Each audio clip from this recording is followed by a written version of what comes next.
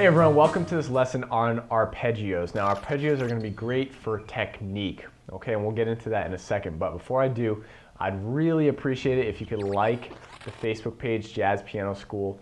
It would mean so much to me, and other people who may go to the page see that you've liked it along with a lot of other people, and then be more inclined to visit the website and start learning just like you are. Also, if you guys are interested in subscribing to the newsletter, I'm going to be providing more free content just for those newsletter subscribers, okay? Just for the people on the email list, because I want to reward you guys for signing up and trusting me to send you free information and better content, okay? So I really appreciate it if you get on the email list, and that way I can send you this free content. Also, there's a free PDF below, 20 licks from 20 different jazz pianists. Now, I put this together for you guys. It was so much fun to do. It did take a lot of work, but it's 20 different licks from 20 jazz pianists. Oscar Peterson, Art Tatum, Herbie Hancock, Joey Calderazzo, Bill Evans, Keith Jarrett, I think I might have said him already, Bud Powell, Sonny Clark, Wynton Kelly, just so many different people, okay? Now, if you guys are interested in getting this, simply click on the button below, enter your name and email address, and I'll send you that PDF instantly, all right? So anyway, back to arpeggios. Arpeggios are great for technique, so increasing your technique, gaining control over the piano, gaining control over your movements within your wrist and hand, all right? And so if you practice these on a daily basis, maybe every other day, it's really gonna help benefit your fingers and just your movement along up and down the piano, all right? So let's go to the piano and check out some arpeggio exercises. Here we go.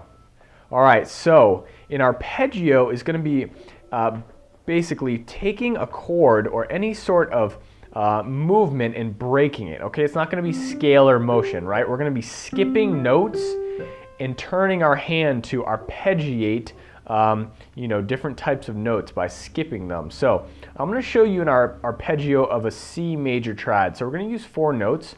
We're going to use the major triad on the bottom, but we're going to double the octave on top, okay, just like this. And what we're going to do is break apart the break apart the chord and arpeggiate it with all of our fingers, just like this, all right?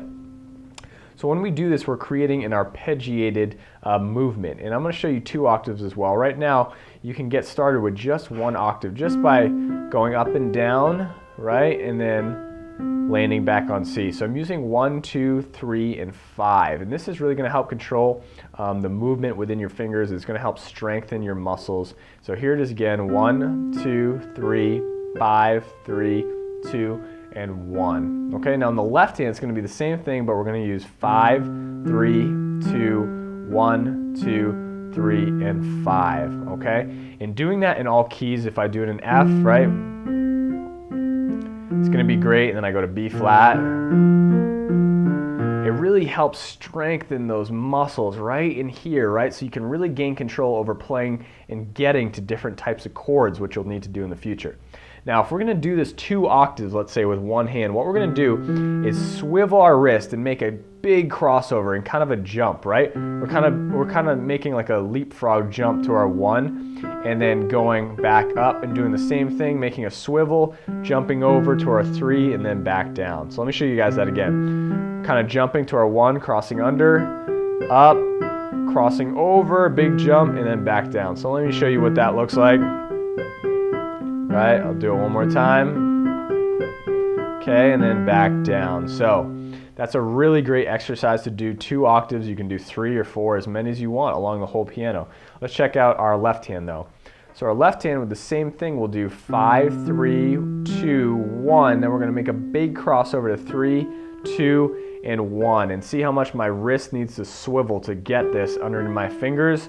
Turn, and then back down. And it's completely okay to move your wrist like that. You're going to need to do this in order to not hurt yourself, okay? So again, I'm going to swivel my wrist, turn my whole elbow up to the top, and then back down, all the way back down to my pinky, all right? And that's using my left hand for arpeggios. So those are arpeggios, guys. You can arpeggiate anything. You can arpeggiate your major chords, your minor 7th chords, your major 7th chords, your dominant 7th chords. You can literally take anything, make it an arpeggio, and practice it as an arpeggio in both hands, right hand alone, left hand alone, hands together, and it will be great for improving your technique, improving your control and your movement along the piano, because it's going to force you to swivel your wrists in order to really strengthen your fingers and move up and down. All right, guys, so thanks so much for watching.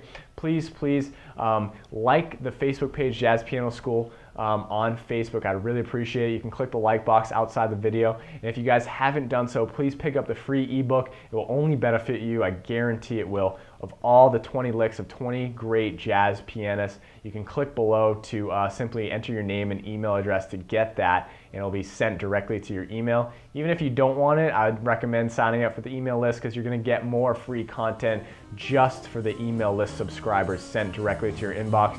You can wake up in the morning, read a jazz piano tip, and go to your gig that night and play better than maybe you did at your previous gig. All right, guys, so thanks so much for watching. Happy practicing, and that's it. Thanks.